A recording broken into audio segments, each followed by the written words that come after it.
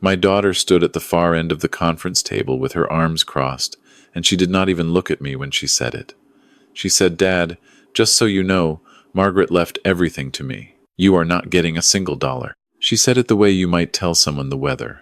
Flat, certain.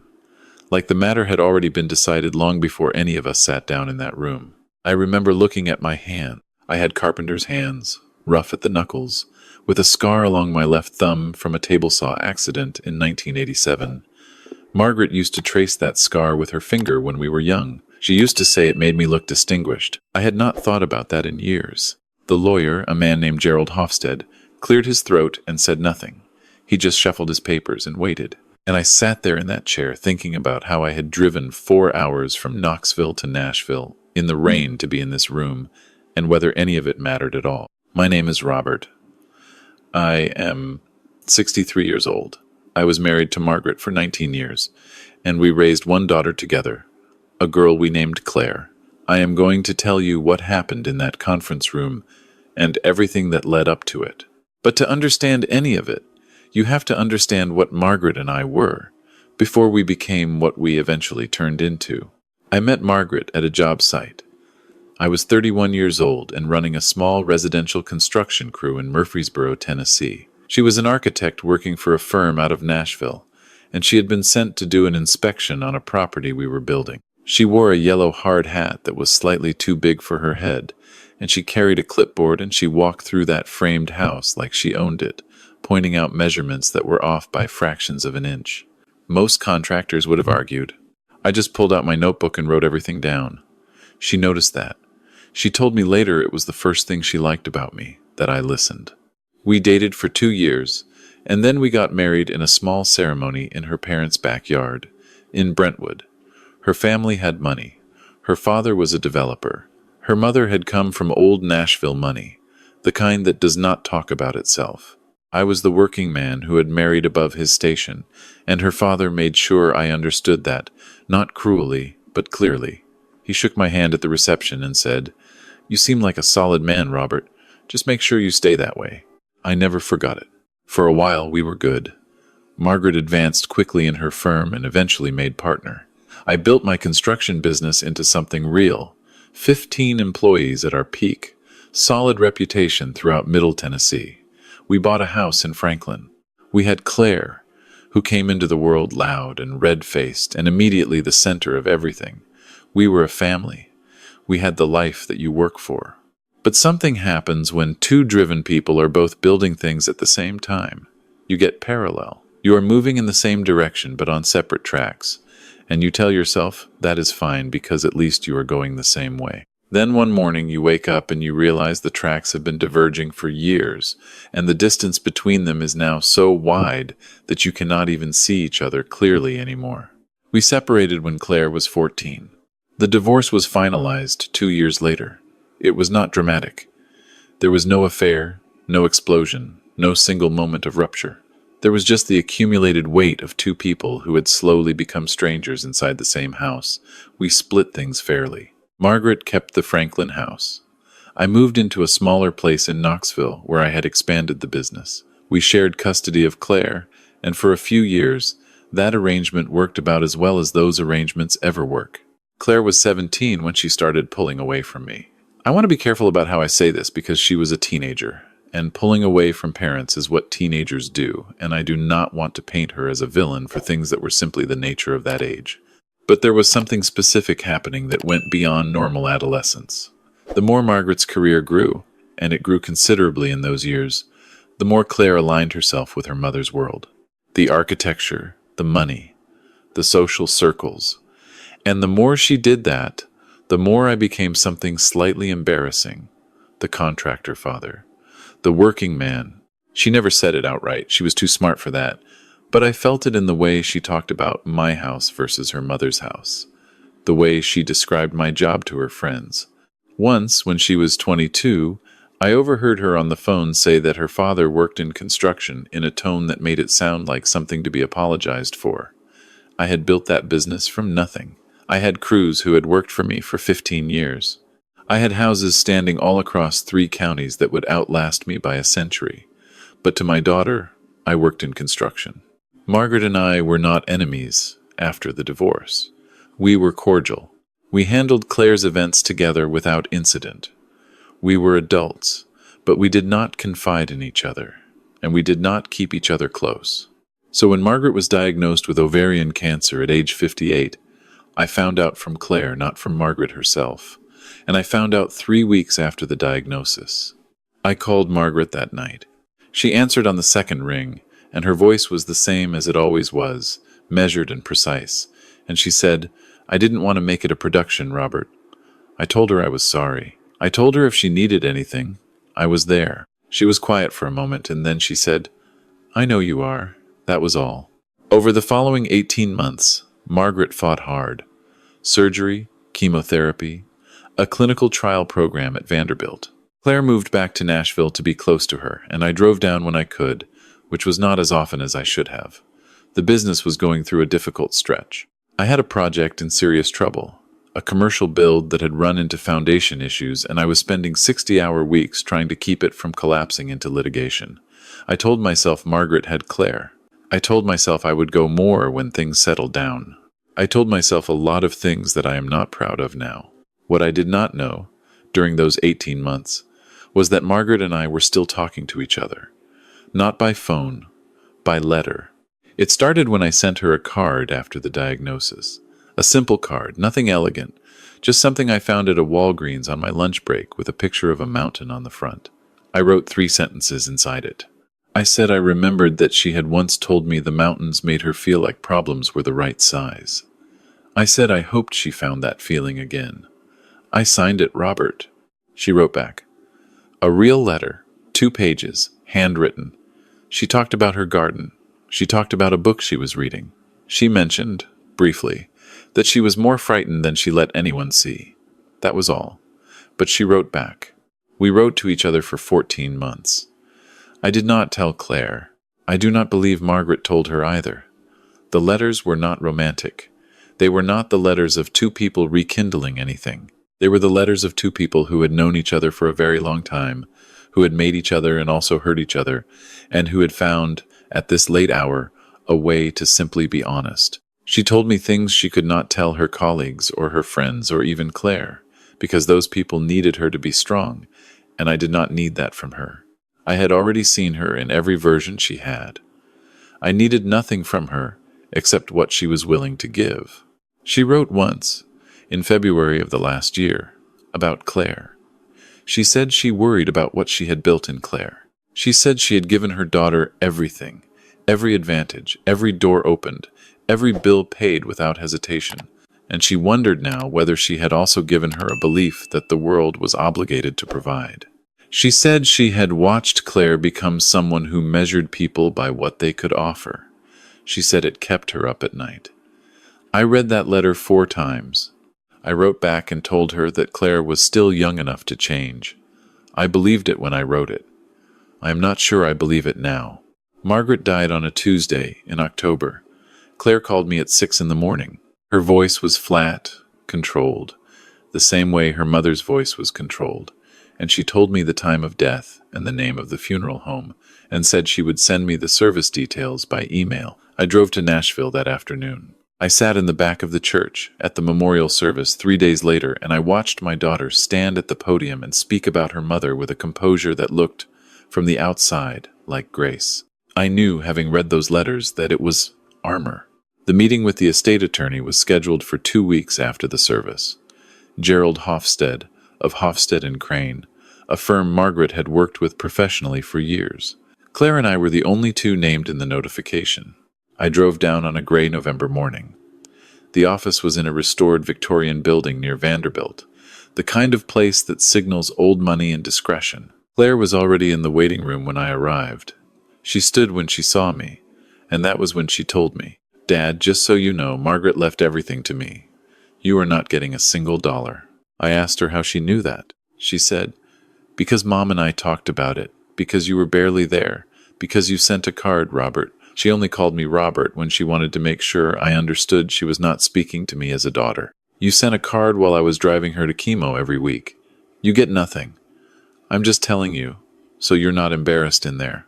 I thought about the 14 months of letters sitting in a shoebox on the top shelf of my closet in Knoxville. I thought about the mountain card from Walgreens. I thought about Margaret writing, in her careful architect's handwriting, about fear and gardens and what she had gotten wrong. I did not say any of that. I said, "Okay, Claire," and I went inside. Gerald Hofstede was a lean man in his late 50s with reading glasses he wore on a cord around his neck. He had the settled manner of someone who had seen every variety of human behavior that grief and money together could produce, and who had long since stopped being surprised by any of it. He shook both our hands and offered water and arranged his documents with the quiet efficiency of a man who takes his work seriously. Claire sat with her hands folded on the table, and her expression arranged into something that was meant to project certainty. She had inherited her mother's posture. Perfect spine, shoulders squared. I had seen that posture in 1,000 moments of her life. School plays and arguments, and the morning she left for college. It still, even now, after everything, made something in my chest tighten. Gerald began with the estate overview. Margaret had done well. Between the value of the Franklin house, her partnership equity in the architecture firm, her investments in liquid assets, and a life insurance policy, the total estate was valued at approximately $4.2 million. Claire's chin lifted slightly when the number was confirmed. She had done the math already. She had been doing the math for months. Then Gerald put on his reading glasses, and he said he needed to read the full text of the specific bequest clauses, because Margaret had given explicit instructions that they be read verbatim. He read the first section. The Franklin house and its contents went to Claire as primary residence. The majority of the investment portfolio went to Claire. The firm partnership stake went to Claire, with a structured buyout agreement already arranged with the other partners. Claire did not move. She was keeping still the way a person keeps still when they are trying not to show how relieved they are. Then Gerald turned a page. He said that Margaret had established a separate instrument, not a bequest within the will, but a trust with its own terms, its own timeline, and its own trustee. The trust had been created 14 months before Margaret's death. It had been funded in monthly increments over the course of that same 14 months. The total value of the trust at the time of Margaret's death was $380,000. The trust had one beneficiary. Gerald looked at me over his reading glasses and said, "Robert, you are named as the sole beneficiary of the Margaret Claire Whitfield Living Trust." The room was very quiet. Claire said, "What?" Gerald said he would continue with the terms. The trust was structured with a specific distribution schedule, assets released over 5 years to provide sustained support rather than a single payment. There was also a personal letter attached to the trust documentation, authored by Margaret, which under the terms of the instrument was to be read aloud to both parties at the time of distribution. Claire said, "That is not right. That is not what she told me." Gerald said, gently and without any drama, that the trust documents were executed and notarized, and that they reflected Margaret's stated intentions. Then he picked up the letter. "I want to tell you what was in that letter, but I want to tell it carefully because it was not written for the world. It was written for me, and it was written for Claire, and it was written, I think, most of all by a woman trying to do something right at the end that she had not quite managed to do in the middle. Margaret wrote that she knew how this moment would look. She knew Claire would feel betrayed. She said that was not the intention. But she also said she was done making her choices based on how they would be received. She had spent 30 years making choices based on how they would be received. She was done. She wrote that Robert, meaning me, had shown up for her in a way that was invisible to everyone else, and that invisible did not mean absent. She wrote that there is a kind of presence that is not witnessed, and not applauded, and not posted anywhere, and she had spent most of her life not valuing that kind of presence, and she was correcting that now. She wrote to Claire directly. She said, "I gave you everything I had to give, and I would do it again, but I gave you too much of the wrong things and not enough of the right ones. I taught you that value is visible. I taught you to count what can be counted. I did not teach you to honor what cannot. I am trying to teach it now, at the only moment I have left to teach it." She wrote one more thing. She wrote that the money in the trust was not a reward for Robert. It was a correction. She said she had let too many years pass without acknowledging what he had put into their family, into their daughter, into the decades of a life they had built together. And the money was the only language the law understood. She said she was sorry it had come to this language. She would have preferred another one, but she used what she had. Gerald folded the letter. Claire did not cry. She sat very still and looked at a point somewhere past my left shoulder, and she did not say anything for a long time. I watched my daughter in that silence, and I thought about what Margaret had written, about what she had built in her. I thought about how you can love someone completely and still get them wrong. I thought about how Margaret had known it and carried it and finally said it when she could not be argued with anymore. I did not feel like I had won anything. I want to be clear about that. The $380,000 is real and it will matter. It means I can retire without fear. It means the bad quarter I had last year will not follow me into old age. That matters, and I am not going to pretend it does not. But I did not sit in that conference room feeling triumphant. I sat there feeling the weight of 14 months of letters. I sat there feeling the weight of 19 years. I sat there feeling the specific grief of a man who had been known, truly known, by someone, and had to wait until she was gone to find out how much. I drove home in the rain, same as I had come. There is a thing that happens when you are in the construction trade long enough. You learn that the parts of a building no one ever sees are the parts that determine whether it stands. The footings, the framing, the load-bearing structure behind the drywall. Nobody photographs the footings. Nobody walks through a house and says, "Look at the quality of that framing." They see the countertops and the light fixtures and the paint colors. But strip all of that away, and what you have left is the thing that actually holds. I spent a lot of my life being the footings. That is not a complaint. I chose the work. I showed up for it because it was mine to do. But there is something it does to a person, year after year, to do the invisible work. To be the one who holds things up without acknowledgement. You start to wonder whether holding things up is enough, whether being necessary and being valued are the same thing. They are not the same thing. It takes a long time to learn that, and longer still, to make peace with it. Margaret knew. She knew because she had finally stopped long enough to look at what was actually holding. Claire called me 3 weeks after that meeting. It was a Sunday evening, and I was on my back porch watching the ridgeline go dark, the way it does in November in East Tennessee when the sun drops behind the hills and the light turns the color of iron. She called and I answered. She did not apologize. I did not expect her to. What she said was, "I read the letter again." That was all. Just that she had read it again. I said, "Yeah." She said, "She was hard on me." I said, "She was honest with you." She didn't have time to be anything else. There was quiet on the line. I could hear her breathing. I thought about the girl who had come home from school every day and dropped her backpack at the door and shouted, "Dad," into the house just to check. Not because she needed anything, just to confirm I was there. She had done that until she was 12.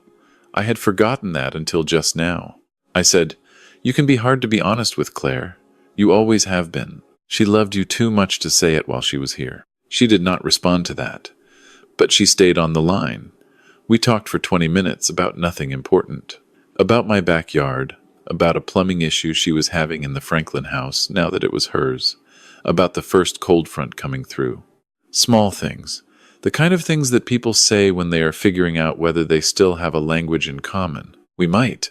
I do not know yet. I am 63 years old, and I have learned to stop making predictions. What I know is this. Margaret Whitfield was a complicated woman who spent most of her life moving very fast in a forward direction, and who found, at the end, that some things require you to stop and turn around and look at what you left behind.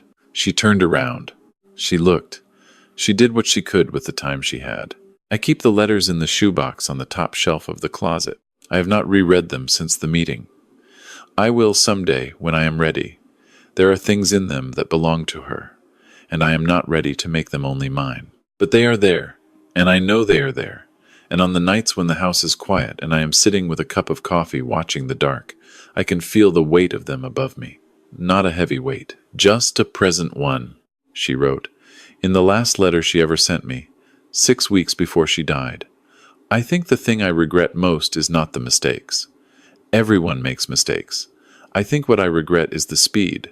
I moved so fast for so long. I wonder what I would have seen if I had moved slower. I did not know when I read it that it would be the last one. I wrote back. The letter came back unopened. By then she was in the hospital and could not receive it. But I wrote it. I told her what I thought she would have seen. I told her she would have seen the same things she saw anyway, because she was Margaret, and she was constitutionally incapable of missing anything important. She would have seen them sooner, maybe, with less noise around them. But she would have seen them. She always did, in the end. I am a man who builds things. I have spent 40 years learning how to read the land before you put anything on it. You cannot build on ground you do not understand. You have to know what is underneath. You have to know what it can bear and what it cannot, where the water moves and where the weight will settle. Most people who hire a builder never think about this. They think about the house. They do not think about the ground. Margaret thought about the ground at the end. She looked down and she saw what was there and she made her accounting. I think that is enough.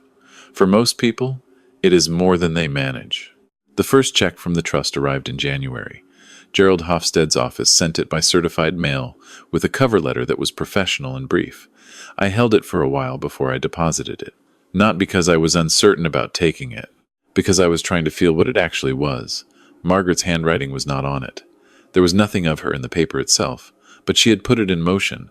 She had set it going, months before she left, in the quiet of her office or her kitchen or wherever she sat when she did the thing that nobody witnessed. I deposited it on a Wednesday afternoon at a branch in downtown Knoxville. The teller was a young woman who stamped the deposit slip and handed it back with a routine smile. She had no idea what the check was. She had no idea what any of it was. That felt right to me. That felt like the correct proportion of things. I drove home and I put the deposit slip in the kitchen drawer and I made dinner, and I ate alone at the table. I had built myself from white oak, the same table I had been eating at for 11 years. The grain of it runs left to right across the surface. I know every inch of that grain. I built it to last longer than I will. Outside, the ridge was dark. The cold front had come through and the air had the clean, empty quality it gets in winter. The sky very close and very clear. The stars hard and specific above the hills. I am 63 years old. I have work left to do, and I intend to do it. I have a daughter who may or may not find her way towards something truer than what she has been, and I intend to be there if she does. I have a shoebox on a closet shelf and 40 years of houses still standing across 3 Tennessee counties and a table made of white oak that will outlast the man who built it. And I have the knowledge, which no trust document and no letter and no dollar amount can fully contain, that someone who knew me well, who had every reason to overlook me and did so for years, finally looked again, saw what was there, chose to say so. That is not nothing. Whatever my daughter believed walking into that conference room, whatever calculations she had already made and settled in her mind, she was wrong about that part. That was never nothing.